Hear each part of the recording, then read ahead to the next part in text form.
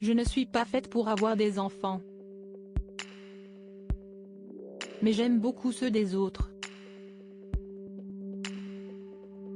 Cette phrase prononcée par Jeanne Moreau qui aurait célébré ses 95 ans ce lundi 23 janvier, résume bien la relation qu'elle a entretenue avec son fils unique Jérôme.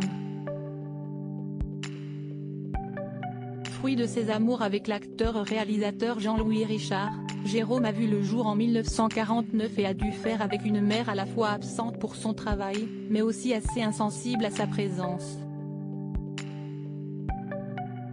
Je ne suis pas maternelle. Mes enfants, ce sont les personnages, je leur donne vie, avait-elle ajouté dans les colonnes de l'Express. Un événement a pourtant complètement transformé l'actrice qui aimait malgré tout son fils. Lorsque ce dernier a failli mourir, si est-il lui qui est passé avant tout et cela a réveillé beaucoup de choses en elle. Alors en voiture avec Jean-Paul Belmondo à une époque où la ceinture de sécurité n'était pas obligatoire, l'adolescent et l'acteur ont eu un accident qui a laissé Jérôme dans le coma pendant plusieurs jours.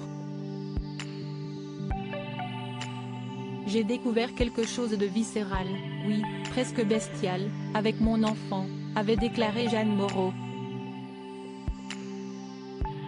Une relation en dents de scie, une révélation pour celle qui est décédée en 2017 à l'âge de 89 ans, 16 nuits et 17 jours dans le coma. Avec son père, nous vivions à la clinique. Quand je prenais ma douche, je pleurais. Il fallait que l'eau coule et mes larmes coulaient, avait-elle confié.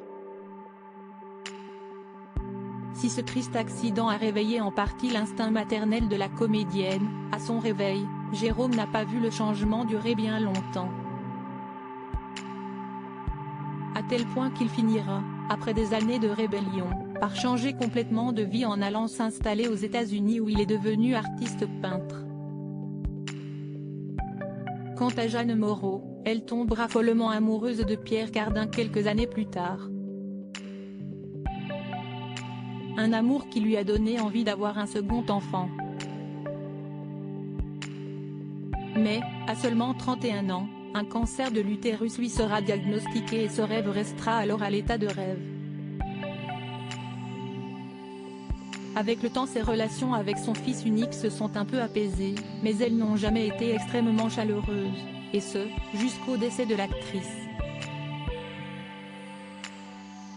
Article écrit en collaboration avec 6 Médias Crédit Photo, Anjeli Rindov Garcia.